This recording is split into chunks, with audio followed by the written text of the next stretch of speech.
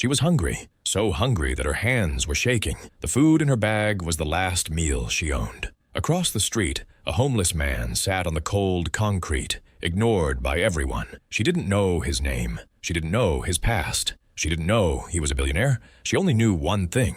If she walked away, she would eat. If she stopped, she wouldn't. She stopped. And that single choice rewrote her destiny. The world runs on the backs of people it refuses to see. The cleaners who arrive before dawn. The workers who leave after everyone else has gone home. The quiet ones who keep buildings shining while their own lives fall apart. This is the story of Olivia, a poor black girl who cleaned offices she would never be allowed to sit in, who walked through hallways filled with power, success, and wealth, while carrying hunger, fear, and responsibility in her chest. It is a story about sacrifice, about dignity, about how one moment of kindness, offered when it hurt the most, can echo louder than money ever could. This is not a miracle story. This is a human story. Olivia woke up before the alarm rang. She always did. Sleep never stayed long in her body. It slipped away quietly, like everything else in her life. The ceiling above her bed was cracked, a thin line running from one corner to the other like a scar that never healed. She had memorized it over the years, tracing it with her eyes every morning before getting up. The apartment was silent except for her mother's breathing. Olivia turned slowly, careful not to wake her. The mattress on the floor shifted slightly, springs protesting under her weight. Everything in the room was old, not broken, just tired, just like her. She checked the time. 5:07 a.m., another day. She stood, stretched her aching back, and pulled on her uniform. Dark pants, faded blue shirt, the logo of the cleaning company peeling at the edges. It smelled faintly of bleach, no matter how many times she washed it. In the mirror above the sink, she paused. Her face stared back at her, young but worn, strong but exhausted, eyes that had seen too much too soon. She tied her hair back tightly, not because she wanted to, but because loose hair slowed her down. Olivia packed her bag. Inside, a half-filled water bottle, a small notebook with torn pages, a plastic container wrapped carefully in foil, her lunch, her only meal for the entire day. She hesitated before closing the bag, fingers resting on the container longer than necessary. Food was never guaranteed. Before leaving, she knelt beside her mother. Her mother's face was thinner now. Illness had taken its time, slowly stealing strength, voice, and independence. Once, she had worked 2 jobs and still laughed louder than anyone Olivia knew. Now, she barely whispered. "I'll be back tonight," Olivia murmured, kissing her forehead. Her mother stirred slightly. "Be careful," she whispered. Olivia smiled. "I always am." She didn't say the rest. "I don't have a choice." The building stood like a monument to success. Glass walls, polished stone, security guards who barely looked at her badge. Olivia entered through the service door. She always entered through the service door. The lobby was quiet at this hour, but she could still feel the presence of wealth lingering in the air. Expensive perfume, fresh coffee, confidence. The service elevator rattled as it carried her upward. Floor after floor passed. These were floors where people made decisions worth millions. Floors where deals were signed. Floors where futures were built. Olivia cleaned them all. She pushed her cart down long hallways, fluorescent lights buzzing above her. Her footsteps echoed softly against the marble floors she would soon scrub. On one desk sat a framed family photo, smiling children, a vacation somewhere tropical. On another desk, a plaque with gold lettering, Excellence Award, Executive Leadership. She wiped dust from it carefully, not because it mattered to her, but because her job demanded perfection. As she cleaned the executive conference room, she paused by the window. The city stretched endlessly below, cars like ants, lights flickering awake as morning approached. For a moment, she allowed herself to imagine what it would feel like to sit at that long table, to speak instead of stay silent, to be seen. Then her stomach growled. Reality pulled her back. Dreams didn't pay rent. Dreams didn't buy medicine. Dreams didn't put food on the table. Work did. By the time her shift ended, her body ached and her hands burned from chemicals. She signed out quietly, the same way she signed in, invisible. Outside, the cold hit her immediately. She pulled her jacket tighter and adjusted her bag on her shoulder. Her lunch was still inside. She had saved it. Near the closed subway entrance, a man sat on the ground. At first, Olivia almost didn't notice him. People passed by without slowing. Businessmen, students, couples laughing. The city moved around him like he wasn't there. He was older, gray hair, beard untrimmed, layers of worn clothing barely holding together. His hands trembled as he tried to rub warmth into them. He wasn't holding a sign. He wasn't asking for money. He was just sitting, waiting. Something tightened in Olivia's chest. She slowed her steps. Her hand slipped into her bag, touching the container. Rice, beans, a small piece of chicken, her last meal. If she gave it away, she wouldn't eat tonight. If she kept walking, she would. She looked at the man again. Then she crossed the street. Olivia knelt in front of him. "Sir," she said softly. The man looked up, startled. His eyes were sharp, clear, intelligent, eyes that didn't match his circumstances. "Yes?" he replied. She held out the container. "I don't have much," she said quietly, "but you look like you need it." He stared at the food, then at her, then back at the food. "You should keep it," he said after a pause. "You work hard." Olivia smiled, a small, tired smile. "So do you," she said. His hands shook as he accepted it. "Thank you," he whispered. "You didn't have to."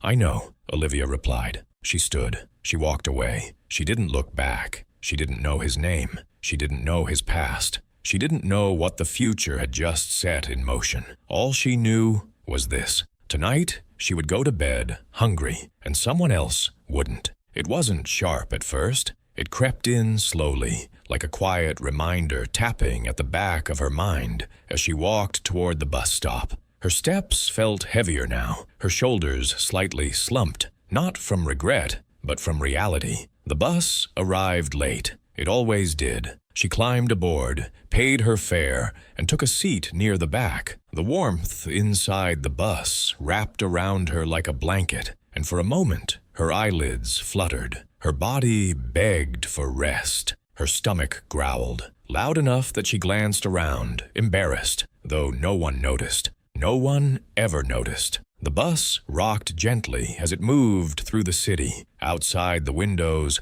lights blurred into streaks of gold and white. Restaurants passed by, bright signs, steaming windows, people inside laughing, eating, living lives that felt impossibly far away. Olivia turned her face toward the glass. "You did the right thing," she told herself. She always told herself that. The apartment was dark when she arrived. She moved quietly, slipping off her shoes, hanging her jacket on the back of a chair. Her mother slept, one arm draped protectively across her chest. Olivia stood there for a long moment, watching her breathe. Her stomach twisted again. She went to the sink and drank water slowly, trying to fool her body into feeling full. It didn't work. It never did. She sat at the small table and opened her notebook. Inside were unfinished dreams, lists of words she liked, questions she wanted to ask someday,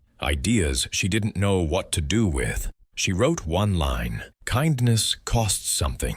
Then she closed the notebook and leaned back in the chair. Her head rested against the wall. Sleep came late, and when it did, it was thin and restless. Across the city, the homeless man sat alone under a flickering streetlight. He opened the container carefully, as if it were fragile. He hadn't eaten properly in days. The food was still warm. He paused before taking the first bite, not because he wasn't hungry, but because something about the way Olivia had looked at him stayed with him. Not pity, respect. He ate slowly, deliberately, savoring each bite. As he finished, he closed the container and rested it beside him. He leaned back and closed his eyes, and for the first time in a long while, he smiled. Olivia didn't see him again the next day, or the day after that. She wondered about him sometimes. Briefly, in quiet moments, when her mop moved automatically, or when the city lights reflected in the glass windows she cleaned. She hoped he was okay, that was all. Her life didn't change.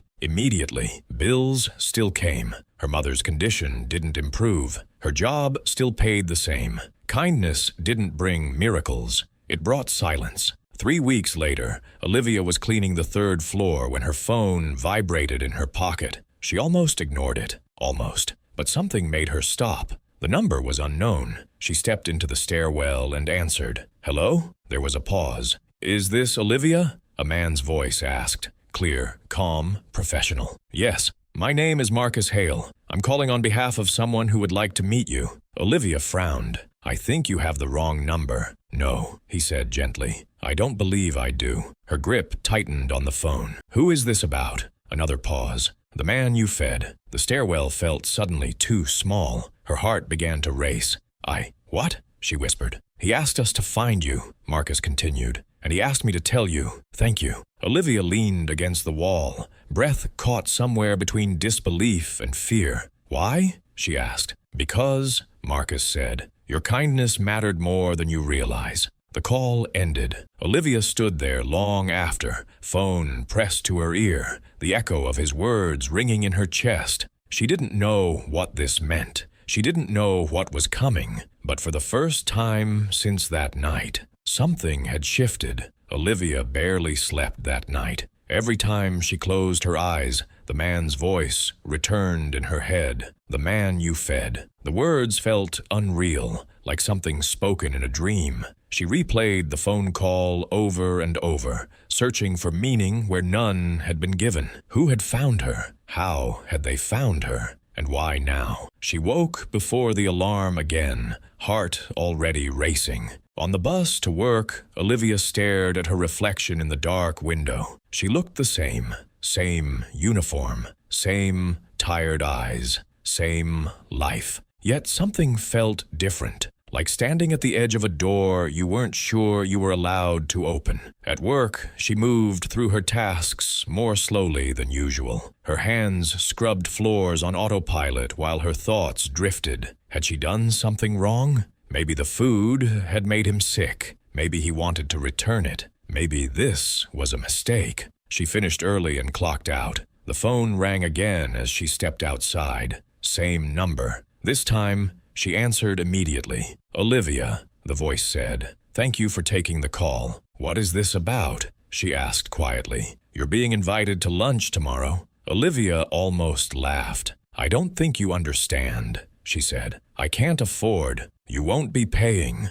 the man interrupted gently. "He insists." She stopped walking. "Where?" she asked. There was a pause. "The building you clean." Her breath caught. That night, Olivia sat at the small kitchen table long after her mother fell asleep. Her uniform lay folded beside her. She imagined walking into the building, not with a cart, not through the service door, but through the front entrance. The thought made her stomach twist. She wasn't sure if she was afraid or hopeful, or both. She arrived early. Too early. The lobby was already busy. Executives in tailored suits, the sound of heels on marble floors, the smell of expensive coffee. Olivia stood just inside the entrance, suddenly aware of every flaw in her appearance. Her shoes were clean, but worn. Her jacket was neat, but old. She didn't belong here. A man approached her, tall, well-dressed, calm. "Olivia?" he asked.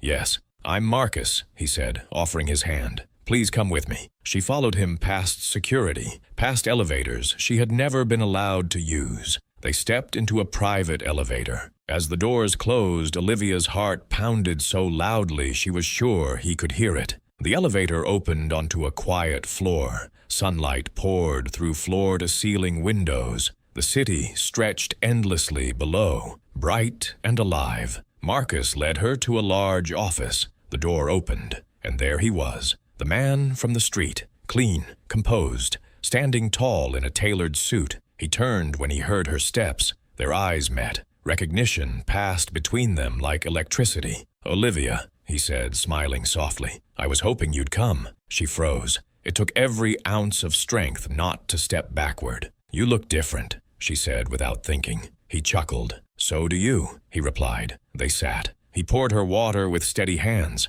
I owe you an explanation, he said. You don't owe me anything, Olivia replied quickly. He shook his head. Yes, he said. I do. He leaned back, eyes drifting briefly to the city beyond the glass. My name is Samuel Reed, he said. And the night you met me, I was deciding whether I wanted to keep living. Olivia's chest tightened. I didn't lose my money, he continued. I walked away from it, from everything, from everyone. He looked back at her. And you were the first person in a very long time who treated me like I still mattered. Silence filled the room. He didn't tell her everything, not yet, but one truth settled heavily between them. The man she fed was not who he appeared to be, and her life was no longer moving in the same direction. Olivia sat perfectly still. The room felt too large, too quiet, as if even the walls were listening. Samuel Reed. The name meant nothing to her yet,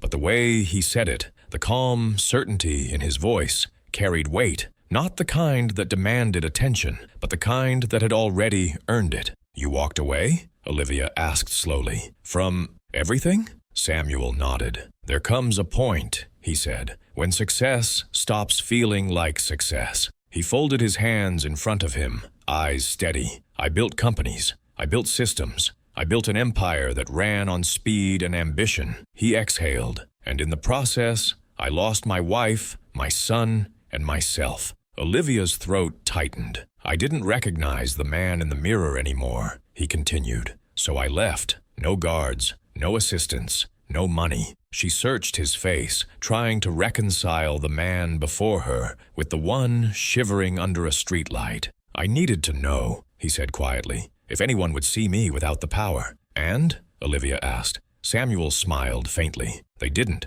The word landed hard. People walked past me, looked through me. Some stepped over me. His gaze held hers. Until you stopped. Olivia looked down at her hands. I didn't know who you were, she said. That's why it mattered, Samuel replied. Samuel stood and walked toward the window. This building, he said, gesturing toward the city below, is one of mine. Olivia's breath caught. What? I don't manage it anymore, he said. I own it. The words echoed in her mind. Own it. She thought of the floors she scrubbed, the desks she dusted, the doors she was never meant to open. You clean my building, Samuel continued, and you gave your last meal to a stranger who didn't deserve it. I didn't know you didn't deserve it, Olivia said quietly. Samuel turned back to her. That, he said, is exactly why you did. He returned to his chair. I didn't call you here to repay you, he said. I called you because I wanted to understand you. Olivia frowned.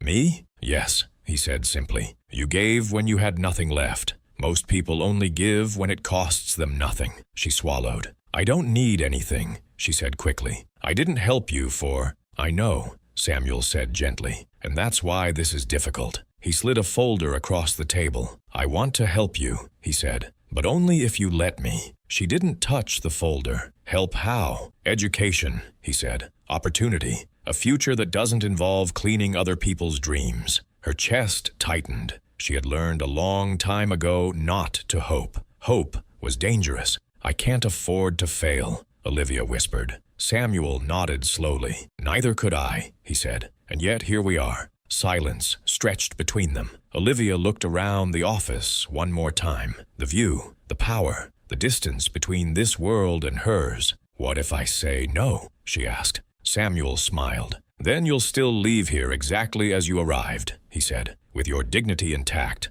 She finally reached for the folder. Her hands trembled. Inside were brochures, letters, programs, not promises, possibilities. Olivia closed the folder carefully. I need time, she said. Samuel inclined his head. Take all you need, he replied. Just don't walk away from yourself. As Olivia left the office, the service elevator felt smaller than ever. She wasn't sure if her life had just changed, or if she was standing at the edge of the hardest decision she'd ever make. Olivia didn't open the folder again that night. It sat on the table between her and her mother, like something alive, quiet, waiting, heavy with meaning. She cooked what little food remained in the apartment. Not much, enough to silence hunger, not enough to satisfy it. She placed the plate in front of her mother first, as she always did. "Eat," Olivia said softly. Her mother studied her face, eyes narrowing slightly. "You met someone today," she said. Olivia froze. "How do you know?" she asked. "A mother knows," her mother replied. "Your shoulders are lighter and heavier at the same time." Olivia smiled faintly. She waited until her mother finished eating before sitting down across from her. Then she told her everything. When Olivia finished, the room fell silent. Her mother stared at the table for a long time. "People with power," she said slowly, "don't give without expecting something back." "I know," Olivia replied. "Are you sure this man is different?" "I don't know," Olivia admitted, "but I know what he didn't do. He didn't talk down to me. He didn't make me feel small." Her mother reached across the table and took Olivia's hand. "That's how it always begins," she said gently. "Respect first, then choice." That night, Olivia lay awake, staring at the ceiling. The crack looked deeper than before. She thought about the building, the floors she cleaned, the future she had accepted without protest. Saying no would be easy. Easy meant safe, but safe had never been enough. She thought about the night she gave away her last meal. She hadn't hesitated because she was brave. She had hesitated because she was tired of surviving. Olivia returned to the building as usual. Same uniform, same service entrance, same invisible presence. But everything felt different. Every desk she wiped, every floor she mopped. She saw not what was, but what could be. She overheard conversations she had heard 100 times before. Words like strategy, growth, vision. Once, they had meant nothing. Now, they burned. At lunch break, she sat alone on the steps outside the building. She opened her bag. This time, there was food. She took one bite and stopped. Her eyes drifted to the subway entrance across the street, the place where she had met Samuel. No one sat there now.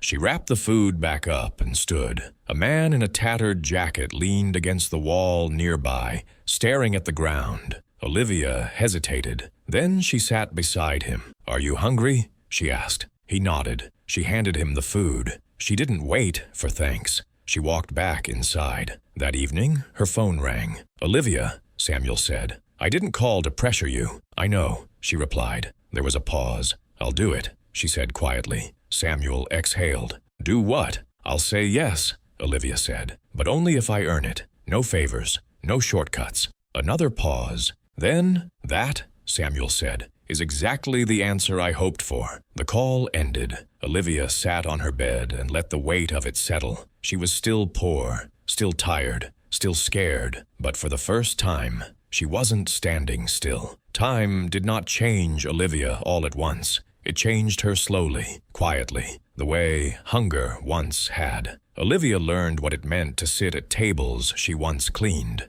Not comfortably at first. At first, she spoke carefully, afraid her voice would reveal how new she was to the world of strategy, finance, and power. She studied late into the night, sometimes falling asleep over textbooks, the same way she once collapsed after cleaning floors. She failed exams. She cried in bathrooms. She doubted herself more times than she could count. But she never quit. Samuel never rescued her. He watched. He challenged. He demanded more from her than anyone ever had. And slowly, painfully, she grew. The day Olivia returned to the building was rainy. The same kind of rain that had soaked the streets the night she gave away her last meal. She stood outside the entrance, umbrella in hand, heart steady. This time, she walked through the front door. People noticed her now. They held doors open. They greeted her by name. They waited for her to speak. She stepped into the conference room she had once cleaned in silence. Every seat was filled. Samuel stood at the head of the table. "Ladies and gentlemen," he said, "this building has a new future." He looked at Olivia, and she helped build it long before any of you knew her name. A document slid across the table. Ownership transfer. The building she once cleaned was now partly hers to lead, not given, earned. Later that evening, Olivia stood outside the subway entrance. The same place, different life. She watched people pass by, heads down, rushing. Then she saw him, a young man sitting where Samuel once sat, hungry, invisible. Olivia knelt. "Are you hungry?" she asked. The world would later call Olivia successful. They would talk about her rise, her discipline, her intelligence. They would miss the truth, that her life changed, not because she was discovered, but because she chose kindness when it cost her everything. Moral of the story: kindness is not weakness, sacrifice is not foolishness, and dignity does not depend on wealth. Sometimes the smallest act, done when no one is watching, becomes the foundation of a life you never imagined. If this story moved you, remember this: your smallest act of kindness may be someone else's turning point. Subscribe to Momentum Stories for real stories of struggle, kindness, and success, because real stories still matter.